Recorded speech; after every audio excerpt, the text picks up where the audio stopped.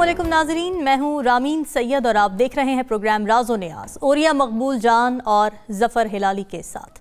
नाजरीन, सूबाई असम्बलियों के इंतखाब की तारीख का फैसला किसकी जिम्मेदारी है? इस सवाल का जवाब तलाश करने के लिए सुप्रीम कोर्ट की जानिब से अज खुद नोटिस लिया गया था और 9 जजेस पर मुश्तमिल एक लार्जर बेंच बनाया गया था, मगर इससे पहले के इस अहम सवाल का जवाब आता ये लार्जर बेंच ही टूट गया। सुप्रीम कोर्ट के जस्टिस एजाजुल हसन और जस्टिस मज़ाहिर अली अकबर नकवी के अलावा जस्टिस अतहर मिनुल्ला और जस्टिस याया आफरीदी ने भी केस की समाअत से माजरत कर ली है। अब 5 रुकनी बेंच केस की समाअत कर रहा है और चीफ जस्टिस ऑफ पाकिस्तान ने 1-2 रोज़ में किसी नतीजे पर पहुंचने का इंदिया भी दे दिया है। ओरिया साहब, इस बेंच के टूटने की वजह क्या सियासी प्रेशर है या रज़ाकाराना तौर पर लिया हुआ उसूली फैसला? मेरा ख्याल है कि इस पर अब अगले सेगमेंट में बात करेंगे कि गुज़श्ता तकरीबन 1 हफ़्ते के अंदर, यानी हमारा प्रोग्राम जुमेरात को ख़त्म हुआ था, उसके बाद से जो 2-3 दिन इस मुल्क में गुजरे हैं वो ऐसे लगता था कि जैसे जुडिशरी के ख़िलाफ़ एक मलिशियस किस्म की, एक गैर ज़िम्मेदाराना किस्म की कैंपेन शुरू हो गई। उनमें 2 जजों के बारे में उन्होंने एतराज़ात उठाए। एक जज के बारे में तो कुछ समझ नहीं आती कि क्या है कि एजाजुल हसन जो है, ठीक, वो तो उनका कोई ताल्लुक नहीं इस सारे मामले के अंदर। चलो मज़ाहिर अली नकवी के बारे में अपने ऑडियो केस निकाल दी। इसका मतलब यह है कि पाकिस्तान के अंदर कोई भी शख्स किसी भी शख्स की एक ऑडियो कैसेट जो है वो रिकॉर्ड करते हुए उसको निकाल कर देगा और उसके बाद उसको कहा जाएगा तुम नौकरी छोड़ दो, तुम काम करना छोड़ दो। मरीम नवाज की ऑडियो कैसेट आ जाए तो मरीम नवाज का मतलब यह है कि मरीम नवाज जो है वो सियासत छोड़ दें, या तो उसको कोर्ट ऑफ लॉ है उसके अंदर कोई उसको डिस्कस। फिर उसका पाकिस्तान की जो इस वक्त जो है पाकिस्तान की जो बार काउंसिल है उसने एक बड़ा पॉलिटिकल किस्म का इमेज बनाया हुआ है अपना, और वो जाके वहाँ चलेगी, जबकि उसके मुकाबले में पाकिस्तान की सुप्रीम कोर्ट बार एसोसिएशन उन्होंने बाकायदा डिफरेंट रवैया लिया। पाकिस्तान में आज तक कम से कम 3 हमारे होश के अंदर, उससे पहले भी गए हैं लेकिन वो इस तरह ज़्यादा नहीं हुए जो सुप्रीम जुडिशल काउंसिल में केस गए थे। इनमें से काजी फायज ईसा का पहला केस क्या था, इफ्तिखार चौधरी साहब का जी। उसके ऊपर सारे जजों ने फुल बेंच आके कहा कि इसको तो हम ट्राई नहीं कर सकते, ये तो चीफ जस्टिस है और चीफ जस्टिस खुद चूंकि सुप्रीम जुडिशल काउंसिल का सरबराह होता है, इसके खिलाफ कैसे केस चलेगा। एक शौकत सिद्दीकी साहब का केस था, वो भी इतना बड़ा ब्लेटेंट सूरत हाल हो गई थी शौकत सिद्दीकी साहब का केस, लेकिन वो भी हम समझते हैं कि गलत था। ठीक, उनको भी उन्होंने जो कहा था वो अपने जज्बात के अंदर जो भी कह गए थे, मैंने उस वक्त भी उस पर कहा था कि वो एक बखैर जज के उसके मयार से बिल्कुल मुख्तलिफ चले गए थे। ये 2 जज तो अलहदा हो गए। एजाजुल हसन का मसला, उन्होंने कहा जी मैं शराफत इसमें मैं अलहदा हो जाता हूं। दूसरे 2 जज जो हैं इनमें एक है अतहर मिनुल्ला साहब। अतहर मिनुल्ला साहब जो हैं उन्होंने एक ऐसा सवाल उठा दिया है कि जिस सवाल की इस आइन की किताब के अंदर कोई गुंजाइश मुझे नजर नहीं आती। ये ऐसा दूर की कौड़ी है कि जैसे कोई बंदा ये कहे कि फलां आदमी को अपने बच्चे को स्कूल में दाखिल करने का इख्तियार था और वो उसके दाखिल करने चला गया, लेकिन चूंकि उसको दादा ने कहा था कि उसको फलां स्कूल में दाखिल कराओ इसलिए वो चले। आइन कहता है चीफ मिनिस्टर जब चाहे जिस वक्त चाहे असेंबली को तोड़ सकता है। इससे पहले उसके अंदर बकायदा रखा गया था प्रोविजन के उसको बकायदा जस्टिफाई करना पड़ेगा क्यों तोड़ सकता है, कैसे तोड़ सकता है। फिर 58(2)B में भी कहा गया था क्यों चाहे कैसे चाहे किस तरह तोड़ सकता है, लेकिन आपने तो खुद निकाल दिया सब कुछ। अब उन्होंने कहा कि जी ये असेंबलियां कैसे तोड़ेंगे एक बंदे के कहने पे। ओ भाई, बंदा जो मर्जी कहता फिरे। कल को आप कहेंगे जी ओरिया मकबूल जान ने कॉलम लिखा एक असेंबलियां तोड़नी चाहिए, और चूंकि ओरिया मकबूल जान गुजरात का है और परवेज लाई भी गुजरात का है, तो फिर ओरिया मकबूल जान के कहने पे असेंबलियां तोड़ दी। ये ऐसी लॉजिक है कि मुझे अतहर मिनुल्ला साहब से कम तवक्को नहीं थी। ज़हीन आदमी हैं, ये हैं लीगल इश्यूज। बिल्कुल ठीक है। अब सिर्फ 1 सेकंड में फिर आप साहब चाहिएगा। दूसरा इशू उसके साथ ये है कि बाकी अब रह गए 5। अब ये 5 जो हैं ये अब इस वक्त में जमाल मदखिल जो है उन्होंने थोड़ा सा इशू किया था, लेकिन अब वो उसके अंदर हैं, अब उन्होंने सुनना शुरू कर दिया। अब अगर ये फैसला आ जाता है किसी के भी खिलाफ, तो फिर अगर उसके ऊपर चीचू चाचा होती है तो मैं समझता हूं कि फिर उसके ऊपर सख्त एक्शन होना चाहिए। ठीक है, हिलाली साहब, आप किस तरह से देखते हैं इन 4 जजेस के बेंच से अलहदा होने को, और जैसे कि ओरिया साहब ने कहा कि अब क्या इसके बाद भी जो डिसीजन आता है अब क्या वो गैर मुतनाज़ होगा और क्या उसे तमाम लोग एक्सेप्ट करेंगे? देखिए, मेरे ख्याल में औरिया साहब बड़े समझदार आदमी हैं और इनको अनराइवल्ड सा एक्सपीरियंस है इन चीज़ों का। तो मैं थोड़ा सा सरप्राइज हूँ कि उन्होंने सोचा नहीं कि ये सब चीज़ें हम क्यों डिस्कस कर रहे हैं इस वक्त। आखिर ये हैरानकुन बात है, जैसे उन्होंने कहा, बिल्कुल हैरानकुन बात है। मैं तो बहुत हैरान हुआ जब फवाद चौधरी को सेक्रेटरी इलेक्शन कमीशन के बारे में जब उन्होंने कुछ कहा और उसको अरेस्ट कर लिया। और फिर मैं तो श्योर था कि जब मरियम बीबी और उनके जो साथी हैं वो पिक्चर दिखा के जज के बारे में ऐसे ऐसे अल्फाज इस्तेमाल कर रहे थे, मैंने सोचा कि शायद वो भी अरेस्ट हो जाएं। मगर उस अरेस्ट का तो नामो निशान ही नहीं थे। वो तो कोई डिबेट ही नहीं हुआ कि उनको करना चाहिए या नहीं करना चाहिए। तो आखिर मेरे ख्याल में हम जब बात करते हैं इस मामले के बारे में तो सोचना चाहिए कि हम क्यों ऐसी चीज़ों पे हैरान हो रहे हैं। और इसलिए हो रहे हैं कि गवर्नमेंट ने फैसला किया है कि जो भी हो इमरान खान को वापस नहीं आना है। तो जब इमरान खान का ये फैसला हो गया है कि वापस नहीं आना है, तो any and every major absurd और गुड इस्तेमाल हो सकता है। अब देखिए, स्पीकर साहब ने कहा है कि मैं समझूंगा कि लाहौर हाई कोर्ट का डिसीजन अगर इम्प्लीमेंट हुआ और MNAs वापस आ जाएं, मैं नहीं मानता। मगर यार प्लीज एक्सक्यूज मी, ये तो फिर कंटेम्प्ट नहीं होता। आखिर कासिम सूरी का तो नहीं माना ना कोर्ट्स, और उन्होंने उसका फैसला सेट असाइड कर दिया, याद होगा आपको जी। अब ये कह रहे हैं कि मैं नहीं मानता। मैं ये जानना चाहता हूं, वो दूसरे जो आर्ग्यूमेंट्स एडवांस हुए हैं उसमें मैं ज्यादा जानना नहीं चाहता, मैं उनको सिर्फ लिस्ट कर देता हूं कि insufficient funds, therefore no election, terrorism का थ्रेट है, देयरफॉर नो इलेक्शन, अलग मौके पे 2 इलेक्शन, जब प्रोविंशियल असेंबली और नेशनल असेंबली के अलग अलग मौके पे नहीं हो सकते, अगर केयरटेकर गवर्नमेंट्स 2 प्रोविंसेस में नहीं है तो इसके माने वो अनफेयर होंगे। अब रिक्यूजल ऑफ जजेस पे आ जाएं, ये इसलिए हो रहा है औरिया साहब कि ये टेंट हो जाएगा, decision will be tainted. Tainted का मतलब कंट्रोवर्शियल। जब कंट्रोवर्शियल हो जाएगा, कुछ लोग कहेंगे गलत था, कुछ लोग कहेंगे ठीक था। तो मैं आपको बताना चाहता हूं कि एक दफे आप you make up your mind कि ये गवर्नमेंट की पॉलिसी है और रहेगी, हर चीज makes some amount of sense. सही, ठीक है। और ये सब 4 जजेस की बेंच से अलहदगी क्या अदलिया के अंदर तकसीम को जाहिर करती हैं या ऐसे इख्तिलाफात मामूल का मामला है और इससे निज़ाम अदल पर और अदालती फैसलों पर किसी भी किस्म के मनफी असरात मुरतब नहीं होंगे? देखिए, ये जो कानून है ना, ये जो आइन, इस आइन में जो लिखा है इसके बाहर फैसला नहीं हो सकता। जब होगा तो मावराए आइन फैसला होगा। सही। और वो मावराए आइन फैसलों से हमारी बातें कॉन्स्टिट्यूशन रीराइट नहीं कर सकते। बिल्कुल। जिस वक्त इमरान खान की स्पीकर ने असेंबली के ऊपर रूलिंग दी थी तो आइन कहता है कि असेंबली की रूलिंग जो है, स्पीकर की रूलिंग चैलेंज नहीं हो सकती, लेकिन उन्होंने कर ली, एक मावराए आइन इक़दाम ये किया। और लेकिन उसके बाद जाहिर बात है पीछे लोग, जाहिर बात है कोई उनको पूछने वाला नहीं था। असेंबली के इमरान खान प्राइम मिनिस्टर है और प्रिजनर वैन जा रही है, इमरान खान प्राइम मिनिस्टर है, सब कुछ हो रहा है, लेकिन जाहिर बात है चलो ओके मान लिया, मावरा आइन हो गया, इमरान खान घर चला गया। उसके बाद दूसरे कहते हैं कि जी एक रूलिंग और मावरा आइन उन्होंने की थी 63A की रेकग्निशन करते हुए कि उनके वोट काउंट नहीं होंगे। और ये इससे बेहतर बात ही क्या हो सकती है कि एक आदमी के अंदर इतनी अखलाकी जुर्रत नहीं है, इतना वो फजूल इंसान है कि अपनी पार्टी छोड़ता नहीं है और दूसरे की पार्टी को वोट देता है। उस बंदे को उन्होंने कहा भाई इसका वोट काउंट ही ना करो। ये इंतहाई शानदार किस्म की इसकी इंटरप्रिटेशन थी कॉन्स्टिट्यूशन की, इससे बेहतर कॉन्स्टिट्यूशन की मॉरल इंटरप्रिटेशन हो ही नहीं सकती। अब मसला आ गया तीसरा।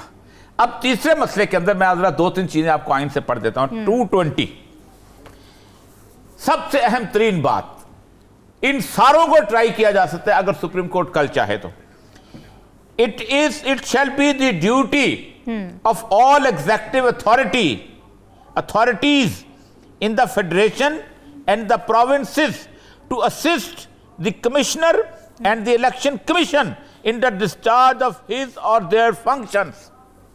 ये है बुनियादी रिस्पॉन्सिबिलिटी चीफ सेक्रेटरी की, आईजी की, दोनों सूबों के, और ये उनकी। एक बात तो ये है कि जिन लोगों ने ये इतराज किया कि हमारे पास पुलिस नहीं है, जिन लोगों के पास ने इतराज किया कि हमारे पास बाकी चीजें नहीं है, वो लोग जो हैं वो उनको सबसे पहले तो आर्टिकल 6 उन पे लगता है, चीफ सेक्रेटरी पर, इन पे। You are there to tell the chief minister के क्या हालात है। चीफ मिनिस्टर को ख्वाब नहीं आना, आईजी ने रिपोर्ट बनानी है, चीफ सेक्रेटरी ने रिपोर्ट बनानी है, उसने बताना है क्या लॉ ऑर्डर सिचुएशन है। आपने बनाई, आपने उनके कहने पे एक रिपोर्ट बनाई, सबमिट कर दी। पहली बात तो ये है। फाइनेंस सेक्रेटरी जिसने रिफ्यूज किया कि मेरे पास फंड नहीं है, 80 अरब रुपया उनको देने के बावजूद, जिनको एमपी एमएनएस को आपने कहा 2 अरब रुपया नहीं दे सकते, उसने किसके कहने पे कहा? क्या उसके पास फंड्स नहीं थे? क्या उसके बाद उसने फंड्स एलोकेट नहीं किए? क्या उसके बाद उसने 160 कारें लग्जरी व्हीकल नहीं खरीदी? अगर उसने ये किया है तो वो भी आर्टिकल 6 के अंदर उसको ट्राई, इसी फैसले के अंदर हो जाना चाहिए। क्योंकि पाकिस्तान में एक बात याद रखें, हमने सियासतदान को सजा देने की ठानी हुई है, हमने ब्यूरोक्रेटिक मशीनरी को सजा नहीं मानी, जो सर झुकाए हुए ऑर्डर मानते हैं, जो कोई इनकार नहीं करते। उसके बाद गवर्नर की रिस्पॉन्सिबिलिटी है कि उसने ऑर्डर का उसका डेट अनाउंस करनी है, और डेट अनाउंस करना पहले आता है, केयर टेकर वापस बाद में आती है। अब एक कहा जाता है कि मैंने ये नोटिफिकेशन नहीं किया, ठीक है, तो फिर किसने किया? आसमान से आया, in the name of the governor होता है ना, किसने किया? पकड़ो सेक्शन अफसर को कि गवर्नर साहब तो कहते हैं मैंने नहीं किया, नहीं तुमने किधर से ऑर्डर कर दिया? ऑटोमेटिकली हो गया, जिन्नात ने किया। ये बहुत सारे सवाल हैं जो एक दिन के अंदर हल होने वाले हैं, और मुझे लगता है कि कल शाम तक कोई ना कोई फैसला आ जाएगा। अच्छा, चलें उम्मीद करते हैं कि आ जाए। हिलाली साहब, सूबाई असेंबलियां तोड़ने की आईनी और कानूनी हैसियत का जायजा लेने की भी अदालत में बात की गई है, तो इस मामले पर बात आगे बढ़ी और असेंबलियां बहाल होने की कोई सूरत पैदा हो गई तो फिर क्या सिनेरियो सामने आ सकता है? फवाद चौधरी तो कह रहे हैं कि असेंबलियां बहाल हुई तो वज़राए आला उन्हें फिर से तोड़ देंगे, तो इसके बाद क्या होगा? एक नया बहरान आ जाएगा। बिल्कुल, और क्या फायदा उस रूट पे जाएं जो इस मुल्क को नुकसानदेह है। आपको पता है इस मुल्क का क्या हालत है, आपको पता है इस मुल्क के क्या इकोनॉमिक कंडीशंस हैं, और आप और भी इसको घसीट के ले जा रहे हैं किसी जगह। It won't work. देखिए, मैं सिर्फ ये जानना चाहता हूँ, मैं कहना चाहता हूँ जो भी है हमारे लोग जो कॉल द शॉट्स और एवरीथिंग, कि जितना आप इस मसले को पेचीदा करेंगे उतना आपका नुकसान होगा।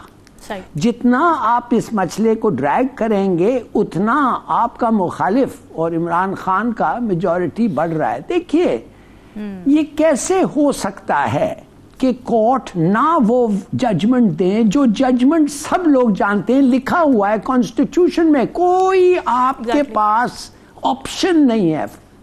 तो जब ऑप्शन नहीं है तो क्यों ये चीफ जज कह रहे हैं कि 2 दिन में मैं फैसला दे दूंगा? बकौल आपके, आपने कहा 1-2 दिन में, नॉट आपके, माने आपने देनी किसने, ये सवाल है।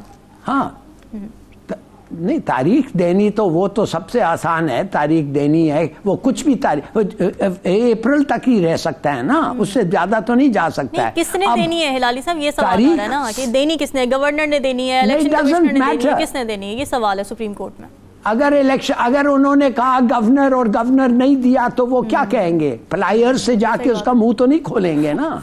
बिल्कुल। हाँ, तो अगर गवर्नर ने कहा, जैसे उसने कहा मैं डिसॉल्व नहीं करता, तो कहने की बात है ultimately would come back to the chief justice, और चीफ जस्टिस अगर कहा कोई देने के लिए तैयार नहीं है, मैं देता हूं, और वो दे दिया, तो वी नो कि उसको देना पड़ेगा। अब ये सोचिए, जिन लोग कहते हैं कि फॉर एनी रीजन हम नहीं एक्सेप्ट करते, तो क्या ये वो सिचुएशन नहीं आ रहा है जो जो दिसंबर 1970 का है? सोचिए थोड़ा सा, उस इलेक्शन के बाद 1 सीट मिला था, किसको?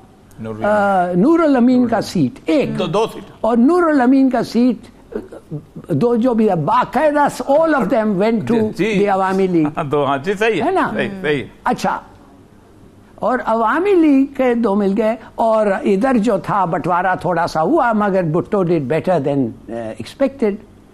तो फिर भी कोई नहीं था उस वक्त। कौन कहता, याहिया खान क्यों नहीं कहा कि आओ लो, नहीं कहा, नहीं चाहता था। On no account did he want Mujibur Rahman as the prime minister of Pakistan, या भुट्टो के साथ मिलके वो उन्होंने फैसला कर लिया कि इसको तो हमने आने नहीं देना है। तो फिर क्या हुआ? सुप्रीम कोर्ट तो आई नहीं आई, वो तो मार्शल लॉ का जमाना था। खैर सुप्रीम कोर्ट के बाद पता नहीं था कि नहीं, मगर अगर भी था तो सुप्रीम कोर्ट को आके कहना पड़ता कि call the man with the majority और पूछो इससे। वो नहीं चाहते थे। तो अगर आप यही बात करते हैं कि मिसाल के तौर पे इलेक्शन हो गया, और मैं समझता हूं अगर इलेक्शन हो गया रिग नहीं हो सकता। अच्छा, बिल्कुल सही बात है। नाज़रीन, डिस्कशन का सिलसिला जारी है, वक्त हुआ ब्रेक। बस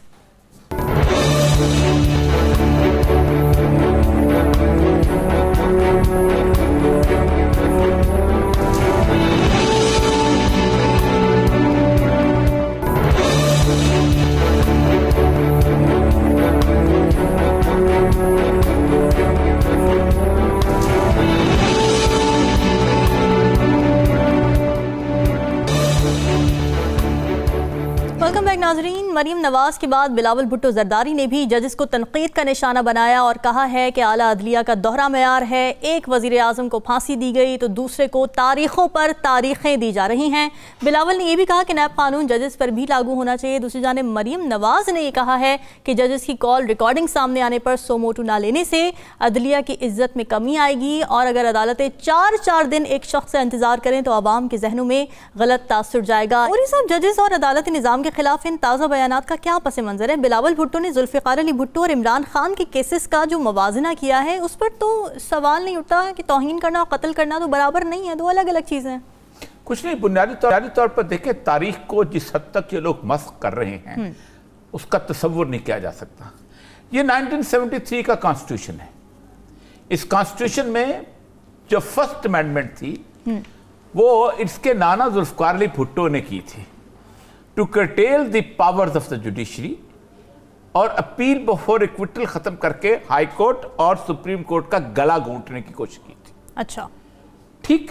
और उसके दौर में जिस तरह की अपॉइंटमेंट्स हुई हैं, और फिर उसके बाद इन दोनों पार्टियों ने जिस तरह की जजेस की अपॉइंटमेंट की हैं, सज्जाद अली शाह जो था उसको आसिफ जरदारी ने किस बुरी तरह जलील और रुस्वा किया था, आपको शायद याद नहीं है। आपको पता नहीं है कि उस बेचारे ने क्या क्या कुछ लिखा, कि किस तरह उसको कहा गया था कि फलां एक लिस्ट दी गई थी कि इतने बदतरीन और करप्ट जज निकाल दो, और फिर सज्जाद अली शाह को इन्होंने इबरत का निशाना बनाया, इन दोनों ने मिलके, और उसको चीफ जस्टिस से रिमूव करवाया।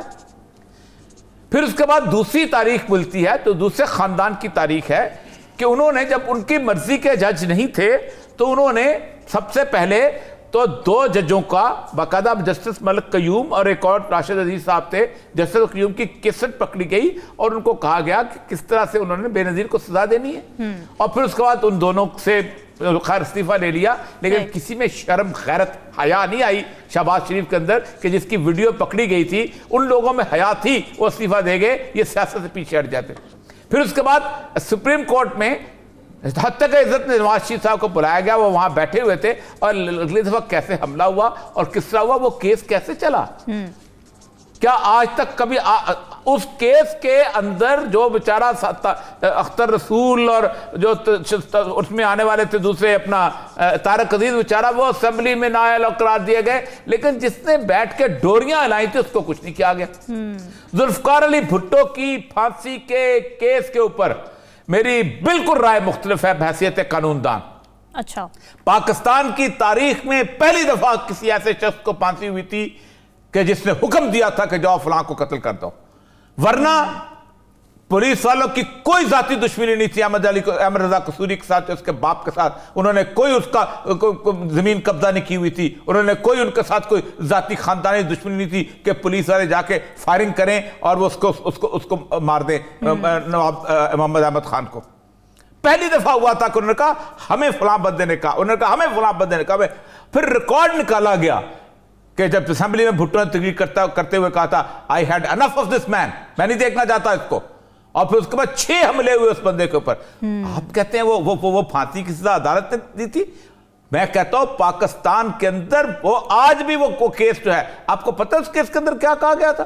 बिल्कुल आज की सूरत हाल के अंदर कि ये जो हुकूमत है ये बदमाश का अड्डा बन चुकी हुई है, जहां से लोगों को भेजा जाता है कि जाओ फलां को कत्ल कर दो, ये हुकूमत नहीं रह गई। उसके बाद अगली सूरत हाल में आए ये इन्हीं के जमाने के अंदर जब भी इन्होंने फिर पूरा कोशिश की कि कैसे हम जजों को पोल्यूट करते हैं। इसी नवाज शरीफ ने कहा था, ये जो इख्तियार दिया है जजों को रिक्रूट करने का, चीफ जस्टिस को और बाकी तीसरे को जो काउंसिल बनाई जो पार्लियामेंट ले, किसने किया था? नवाज शरीफ ने किया था। और फिर जिस तरह इन्होंने बाकी मेन जुडिशरी आती थी, जो सिविल सर्विस के लोग होते थे, जैसे जस्टिस कियानी थे, जैसे जस्टिस समुद्र रहमान थे, जैसे जस्टिस कॉर्नेलियस थे, ये वो लोग थे जो सिविल सर्विस से डिप्टी कमिश्नर पहले लगते थे और फिर उसके बाद उनको ऑप्शन दी जाती थी। जैसे सलीम थे, जैसे मारुल हक का लोग थे उसके अंदर पैदा। पाकिस्तान की तारीख में अगर कोई बड़ा नाम है तो वकला से नहीं आया, इधर से आया है। बिल्कुल ठीक है। लेकिन आपने ऐसा भर्ती शुरू की आज। अब मसला यह है कि इन दोनों के ऊपर अगर सुप्रीम कोर्ट कंटेम्प्ट नहीं लगाती तो मैं एक बात सिर्फ यहां पूछना, फिर क्या कसूर था उस बेचारे निहाल हाशमी का? फिर क्या कसूर था उस बेचारे अपना वो जो उसका फैसलाबाद का बोर्ड होना चाहिए, हाँ। दानियाल अजीज और उसका दूसरा जो है दानियाल जो है तलाल चौधरी, क्या इनका क्या कसूर था? ये बेचारे तो कठपुतलियां थे, इनको तो पीछे चाबी किसी और ने बढ़ी हुई थी, ये तो चाबी वाले बावे थे। चाबी देने वालों को सजा दो भाई, चाबी वाले बावों को क्यों सजा देते हो? ये अहम पॉइंट है। हिलाली साहब, आप क्या समझते हैं अदलिया मुखालिफ बयानात को? आप किस तरह से देख रहे हैं? आपको लगता है कि तोपों का रुख अब तब्दील हो चुका है और अब एक नया बयानिया बनाया जा रहा है? देखिए, जिधर तक भुट्टो का फैसला है, जैसे औरिया साहब ने कहा, दो एस्पेक्ट्स हैं सजा में। एक है गिल्ट, गिल्टी और नॉट, और दूसरा है sentencing. Bhutto was found guilty, मगर सजाए मौत वो कोई और दिया, माने किसी और के इन्फ्लुएंस में हुआ। ये बात भुट्टो के बारे में ये कहता है नहीं कि जैसे औरिया साहब ने कहा कि ये गिल्टी नहीं था। औरिया साहब कह रहे हैं बिल्कुल इतना काफी उसने किया था कि दिए। मैं नहीं कहता, औरिया साहब अब कह रहे हैं कि गिल्ट जो फैक्टर है उसने, वो तो कोई नहीं कहता कि ये जजमेंट गलत था, माने गिल्टी वाज रॉन्ग। वो कहते हैं कि सेंटेंसिंग और खास तौर सजाए मौत और खास तौर एक जजमेंट में, एक सेंटेंस जजमेंट में जिधर 5-4 रहा, एक आदमी का कास्टिंग वोट रहा, उसमें गलत, उसमें कभी इन द पास्ट ऐसे गिल्ट फाइंडिंग को सेंटेंस में, extreme sentence that is death, नहीं दिया जाता। तो उससे, मगर मैं कहता हूं जैसे इन्होंने आखिर में कहा कि भाई ठीक है गिल्टी तो जजों ने किया, मगर सेंटेंसिंग किसने किया? और अगर उनके आवाज नहीं आया, लिखा कौन? उसका भी तो पकड़ना चाहिए। बिल्कुल ठीक है। नसीम हुसैन शाह जो एक जज था, जो मान गया बाद में, कहता मैंने फैसला किया अंडर प्रेशर, है कि नहीं औरिया साहब? उसने कहा आई टुक भुट्टो डिसीजन अंडर प्रेशर, कह दिया। तो भाई अगर वो मान रहा है तो किसके प्रेशर में? उसके साथ जब आप इंसाफ करोगे फिर पूरे तरीके से इंसाफ होगा। बिल्कुल ठीक है। अच्छा औरिया साहब, मरीम नवाज साहिबा का इलेक्शंस को लेके एक नया मौक़िफ़ सामने आ रहा है। आज वो जलसे से खिताब कर रही थी और उन्होंने कहा है कि जी इलेक्शन होगा मगर पहले इंसाफ होगा, तराजू के दोनों पलड़े बराबर होंगे, पहले इमरान की 200 पेशियां होंगी और फिर होगा इलेक्शन। तो इस मौक़िफ़ को, इस बयानिए को आप किस तरह से? अच्छा 200 इंसाफ कर लेते हैं, 4 बंदे नून लीग के भी ले जाते हैं, उनको भी नंगा करते हैं, उनको भी मारते हैं, उनके पीछे भी लोग लगाते हैं ना। अगर बराबर ही करना है तो ये 8 महीने के अंदर जो कुछ हुआ है, इतना तो कभी तारीख में हमने नहीं देखा। हमने उम्र गुजारी है इन लोगों के साथ। फिर आप खौफजदा लोगों के प्रोग्राम बंद करो जल्दी कर दो। 70 साल का कोई नून लीग का भी आदम सवाती जैसा निकाल लो, उसको भी ले जाओ, उसकी भी वीडियो बना के उसकी बीवी की भेज दो, इसके साथ उसके बराबर करो यार। पाकिस्तान के अंदर यही जुल्म है कि पाकिस्तान के अंदर आगे नहीं चलते, इस जैसी खवातीन जो है रिग्रेसिव वे में लेके जाती हैं। मैंने पहले भी कहा एक दफा कि बुनियादी तौर पर मैं एक साइकोलॉजिस्ट हूं, पता नहीं क्या चीज है किसकी वजह से और किस रिवेंज के अंदर निकलिया, उस रिवेंज के बेसिस क्या है, कौन से पर्सनल एक्सपीरियंसेस से, वो तो साइकोएनालिसिस वाला जानेगा तो बताएगा। लेकिन एक और बात बताऊं मैं, मसला सारा ये है 1957 में इसने अपनी इज्जत और नामूस खोई थी जस्टिस मुनीर के कहने के ऊपर। जस्टिस मुनीर पे तो किसी का प्रेशर नहीं था ना उस वक्त, जब उसने पहली दफा गुलाम मोहम्मद के किया था तो कोई पीछे और नहीं था। लेकिन जस्टिस मुनीर के सबसे पहले केस जो था उसका मौलवी तमीजुद्दीन वाला था, उसने फैसला किया एक, और 58 जो 27 अक्टूबर को तो उसने एक ऐसा मैक्सिम दे दिया कि उसने कहा सक्सेसफुल रेवोल्यूशन इज जस्ट, यानी फातेह इनकलाब जायज होता है। और अयूब खान ने उठा के कान से पकड़ा, सिकंदर मिर्जा को बाहर निकाला, तबाह हो जाओ, ताकतवर कौन है, मैं ताकतवर हूं, तुम्हें हुकूमत करने की क्या क्या क्या तो क्या, जाओ इंग्लैंड में जाके बर्तन मांजो, वहां जाके उसमें अपने इस होटल में जाके। फिर उसके बाद आगे आपने कैसे कैसे फैसले दिए। आप उसके अंदर आसमा जहांगीर केस वाला देख रहे हैं, उस वक्त वो आसमा जिलानी हुआ करती थी, आसमा जिलानी केस बड़ा मशहूर केस है, नुसरत भुट्टो केस वो देख ले। फिर उसको इफ्तिखार चौधरी वाली जजमेंट जो जिसमें अरशाद हसन खान की जजमेंट। मैं आपको बताऊं, आज इंडिया के अंदर एक जज जो है उसके ऊपर बहुत बड़ा इशू बना हुआ है। उस जज का नाम है अब्दुल नजीर। वो सुप्रीम कोर्ट का चीफ जस्टिस नहीं बल्कि जज था, और वो रिटायर हुआ है जनवरी की 4 तारीख को। ये जज वो था जिसने अयोध्या की जजमेंट लिखी थी, 5 जजों में से शामिल था, और ये मुसलमान जज था, बाकी 4 जज हिंदू थे। और इन्होंने वो जजमेंट जो थी फैक्ट्स के खिलाफ लिखी थी, और फैक्ट्स के खिलाफ लिखी थी क्योंकि तमाम रिपोर्ट्स जितनी भी थी ना उस वक्त वहां पर अयोध्या के अंदर, वो ये थी कि कोई, मैंने खुद डीजी आर्कियोलॉजी से मिला, मैं रिपोर्ट देखी थी कि उसमें कोई मर्डर नहीं मिला था। अच्छा। फिर एक क्रिमिनल एक्टिविटी थी कि 400 साल स्ट्रक्चर जो था वो 92 के अंदर ढाया गया। इन्होंने उसको पीछे रखा और इन्होंने कहा कि नहीं, मुसलमानों को और जगह दे दो और हिंदुओं के हक में फैसला कर दिया। वो 4 जनवरी को जब रिटायर हुआ है तो सुप्रीम कोर्ट बार एसोसिएशन ने उसको कहा एम्बॉडीमेंट ऑफ सेकुलरिज्म, ये सेकुलरिज्म की का मुजस्समा है। और उसने एक और अजीब व गरीब बात की, उसने कहा इसने कौमियत को हिंदू कौमियत को, हिंदुस्तानी कौमियत को उसके ऊपर प्रेफर किया। इसके ऊपर क्या नाम है, ये जो है अपना इंसाफ के ऊपर, यानी इंसाफ की कोई हैसियत नहीं। लेकिन असल मसला क्या हुआ, जहां से जजमेंट जुडिशरी खराब होती है, 23 तारीख को उसको आंध्र प्रदेश का गवर्नर लगा दिया गया। अच्छा। इस वक्त उन्होंने कहा कि यह गवर्नर लगाना उसको रिश्वत देना है। पाकिस्तान में रिश्वत मिलती रही है और शरीफ फैमिली इसमें ताक है। जस्टिस ताड़र, रफीक ताड़र को सदर पाकिस्तान लगाया गया। जस्टिस नसीम हसन शाह पीसीबी का चेयरमैन लगाया गया, जिसको कुछ पता नहीं था क्रिकेट होता क्या है।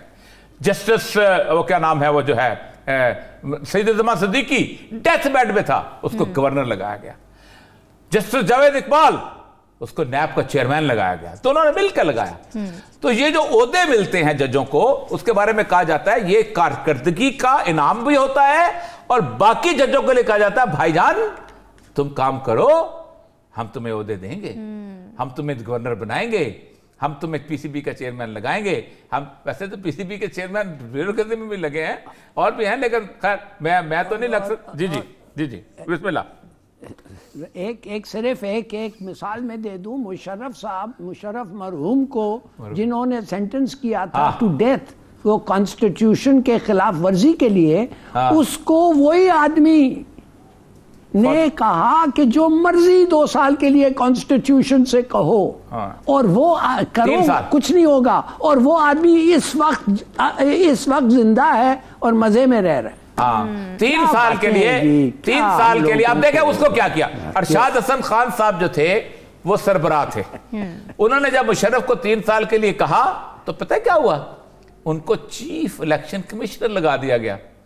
और चीफ इलेक्शन कमिश्नर ने पहला काम क्या किया था, तो याद होगा, उसने रेफरेंडम कराया।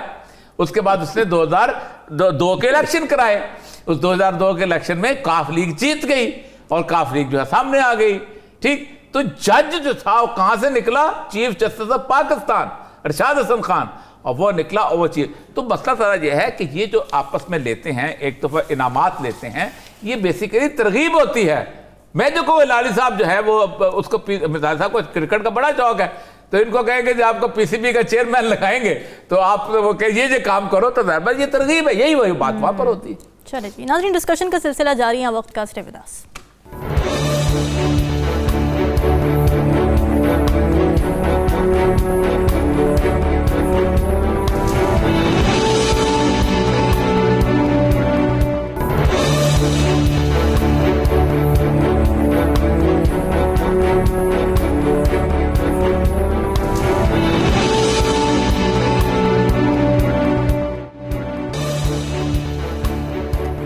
वेलकम बैक नाजरीन। पीटीआई ने राजनपुर का ज़िमनी इलेक्शन जीत लिया। गुज़िश्ता दिनों लाहौर हाईकोर्ट बार के इंतखाबात में भी पीटीआई के हिमायत याफ्ता हामिद खान ग्रुप ने नुमाया कामयाबी हासिल की थी। इन कामयाबियों को हिलाली साहब आप किस नज़र से देखते हैं? पीटीआई की जारी मकबूलियत या फिर पीडीएम की मुआशी पॉलिसीज़ पर अवाम का रद्द अमल? दोनों मेरे ख्याल में। और क्या कह सकते हैं, ये तो ऑब्वियस है ना, मैंने कि 90,000 वोट लिया है, more than all the others put together. ये तो ज़बरदस्त एक किस्म का विक्ट्री है। मैंने सुना है, जिन लोगों से मैंने बात किया है, कि अनप्रेसिडेंटेड है उस उधर। दूसरी बात है कि बा काउंसिल्स का ये पता नहीं ये रवायती विक्ट्री है या ये हामिद खान जो हैं पॉपुलर आदमी हैं, वेल नोन आदमी हैं, ये उनके लिए उनके एज ए रिज़ल्ट के वो लीड कर रहे हैं या पीटीआई के साथ जो इनका एसोसिएशन है और पीआईटी। मगर जो भी हो, benefit goes to Imran Khan. तो जैसे मैं आपको कह रहा हूँ ना कि ये सिचुएशन एक ऐसा हो रहा है इस मुल्क में कि बड़ा मुश्किल लगता है। अब मेरे ख्याल में कोई भी रिज़ल्ट आए except for victory of Imran Khan, माफ़ करिए, कोई मानेगा नहीं।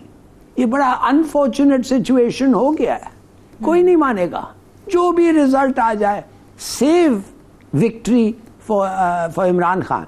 इन अदर वर्ड्स, अगर इलेक्शंस हों तो फिर उसकी विक्ट्री टेकन फॉर ग्रांटेड, और अगर उसको ओहदा नहीं मिला फॉर सम रीज़न और द अदर, अब ये हो सकता है कि डिस्क्वालिफिकेशन, कुछ लोग कहते हैं कि वो सीता वाइट का केस आ रहा है, टायरन वाइट का केस आ रहा है, और उसमें उनका जो डिस्क्वालिफिकेशन है वो 100% है। अगर वो होगा तो फिर मेरे ख्याल में पाकिस्तान में गड़बड़ होगा। अफसोस से कहना पड़ता है, होप नॉट, दुआ करें नहीं, मगर लोग कहते हैं कि फिर दुआ होगा, गड़बड़ होगा, तो करें, देखें क्या होता है। चलें, और ये सब राजनपुर में जो नताइज आए हैं, क्या पीडीएम ऐसे ही नताइज पूरे मुल्क में एक्सपेक्ट कर रही है, तभी इलेक्शन में जाने से इतना घबरा रही है? देखिए, सारे ऑड्स इमरान खान के खिलाफ थे, सारे ऑड्स।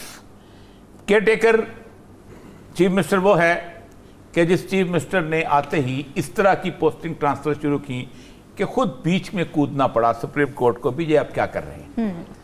जिस तरह के उसने सीसीपीओ लगाने की कोशिश की, जिस तरह का उसने बाकी चीज़ें करने की, वो मौजूद administrative machinery against Imran Khan की। ये भी तस्वर बनाया जा रहा है कि इमरान खान को कभी आने नहीं देंगे। दो चीज़। नंबर 3, इलेक्शन कमीशन के बारे में इमरान खान की सीरियस रिजर्वेशन, और इलेक्शन कमीशन का असेंबलियों के डिसॉल्व होने के बाद एक जानबदाराना रवैया पूरी दुनिया के सामने।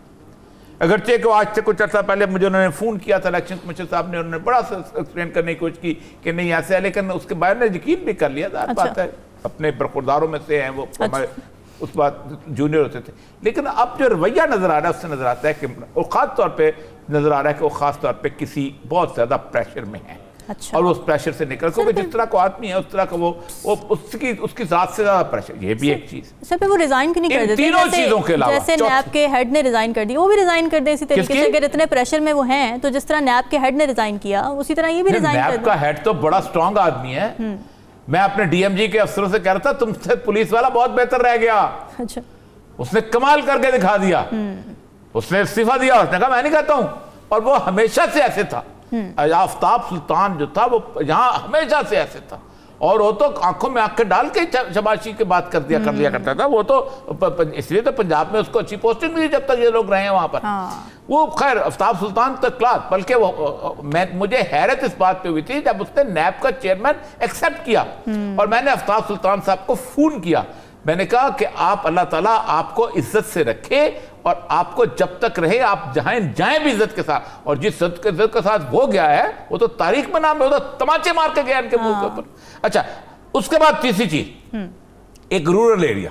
अमूमन कहा जाता है कि इमरान खान की पॉपुलैरिटी जो है ये रूरल एरिया में नहीं है, ये अर्बन फिनोमेना है, ये बर्गर क्लास फिनोमेना है, ये मिडिल क्लास फिनोमेना है। एक पंजाब का सबसे रूरल डेरा गाजी खान के भी आखिर में राजनपुर का इलाका, लगारियों और मजारियों का इलाका, वो इलाका के जहां पर ट्राइबल सोसाइटी सख्त एंड वेल एंट्रेंच है, उस इलाके के अंदर आप सोचें कि एक आदमी 90,000 वोट लेता है और बाकी सारे मिलके जो है वो 90,000 तक नहीं पहुंचते, जिसमें तहरीक लब्बैक भी शामिल है, जिसमें पीपल्स पार्टी भी शामिल है, जिसमें नून लीग भी शामिल है, सारे मिलके भी आ जाते तो फिर भी वो जीत जाता। ये है वो फिनोमेना। अब आते हैं पंजाब की हाई कोर्ट के मामले के अंदर। पंजाब की हाई कोर्ट में आप देखें कि जिस वक्त मैं खुद उसका वोटर हूं, मैं इसलिए नहीं गया था कि लोग कहेंगे जी पता नहीं किधर वोट डालने चला है, तो मेरा मुतासर हो जाएगा। तो पंजाब हाई कोर्ट का मसला यह है कि ये हमेशा अहमद खान और आसमा जहांगीर दो ग्रुपों में हमेशा तकसीम रही। आसमा जहांगीर जो थी वो डेमोक्रेसी और ह्यूमन फंडामेंटल ह्यूमन राइट्स, ये वो एक तरफ अहमद खान का ग्रुप होता था राइट और लेफ्ट, ठीक। लेकिन आसमा जहांगीर ने आखिरी दिनों में जिस तरह नवाज शरीफ के साथ एक टिल्ट दिखाया, और उसकी बुनियादी वजह यह थी कि नवाज शरीफ साहब जो थे वो सेफमा और इंडियन लॉबी और उसके अंदर इतने हो गए थे, और आसमा जहांगीर भी, ज़ाहिर बात है आपको पता होगा कि वो बांग्लादेश भी गई थी और इंडिया के बारे में भी जो उनकी राय थी और बॉल टाकर भी मिली थी, तो उन्होंने एक खास लाइन पकड़ी थी। लेकिन उसके बावजूद भी वो ये अभी आजम ताड़े वगैरह उसी के ग्रुप के हैं, तो यहाँ पर उन्होंने को थोड़ा सा इन्फ्लुएंस किया था, नून लीग उसको सपोर्ट करती थी। लेकिन कल जब ये इलेक्शन जीते हैं तो उन्होंने अहमद खान का नारा नहीं लगाया, उन्होंने प्रोफेशन उसका नारा लगाया। अदालत से बाहर निकलते उन्होंने एक ही कहा, खान तेरे जानसार बेशुमार बेशुमार।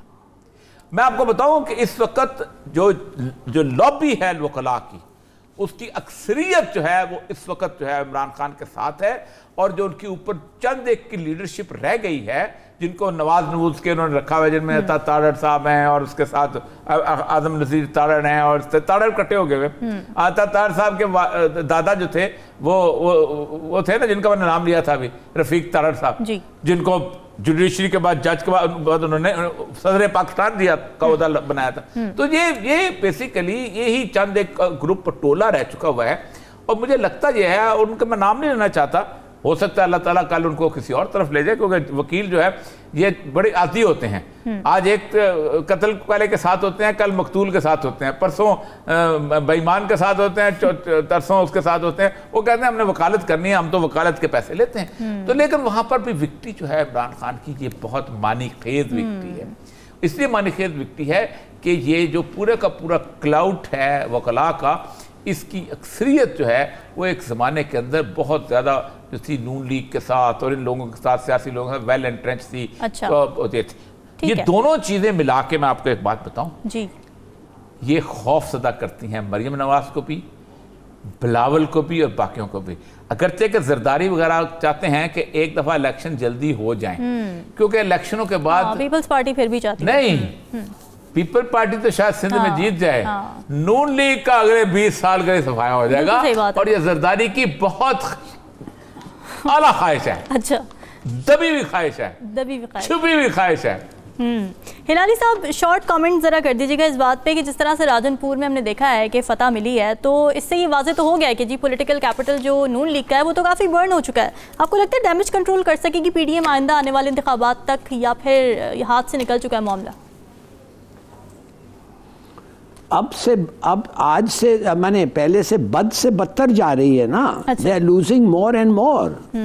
तो आप कह रही हैं कि एकदम एक चीज बदल जाएगा, शायद पेट्रोल मुफ्त मिल जाए, शायद वो पेट्रोल खुद अपना खोते नवाज शरीफ को खुद ही मिल जाए अपने ज़मीन से, और वो फिर हमारे मुल्क को गिफ्ट कर दें उनका सब चीज़। मैं नहीं समझता कि इस वक्त ये कोई ऐसी चीज़ है जो सेटबैक दे सकती है। और इसके लिए फिर वो वकला जो हैं, खुदा ना करें कि फिर उसी तरह औरिया साहब आप लोग फिर निकलें जैसे मुशर्रफ के लिए मुशर्रफ के ख़िलाफ़ निकले थे। बिकॉज मैं कहता हूँ ये किसी का फतह नहीं है। लिख लें मेरे से कि ये जो नुकसान हो रहा है पाकिस्तान को दिन पे दिन, और ना सिर्फ आपकी इकॉनमी, आपका रेप्यूटेशन, आपकी इज्जत। क्या समझते हैं आप 40-50 लोग मारे गए भागते हुए इस मुल्क से, और इटली के किनारे पे उनका आपको लाश मिले। क्यों भाग रहे थे भाई? इससे बदतर क्या हो सकता है कि एक आदमी अपने मुल्क से भागना चाहता है, अपने घर, अपने सब चीज छोड़ के जाना चाहता है। हम जो बाहर रहे हैं, हम जो उनके काम और उस पे करते थे, हमें पता है उनकी क्या ख्याल और सोच है। तो मैं सिर्फ ये कह रहा हूँ, हिलाली साहब आपने बड़ी ज़बरदस्त बात कर दी है। इससे बदतर और क्या हो सकता है कि अपने ही मुल्क से लोग भागने की कोशिश करें। नाज़रीन, डिस्कशन आपने सुनी, कल हाजिर होंगे मज़ीद अहम मौज़ूआत के साथ। हमें दीजिए इजाज़त। अल्लाह हाफ़िज़।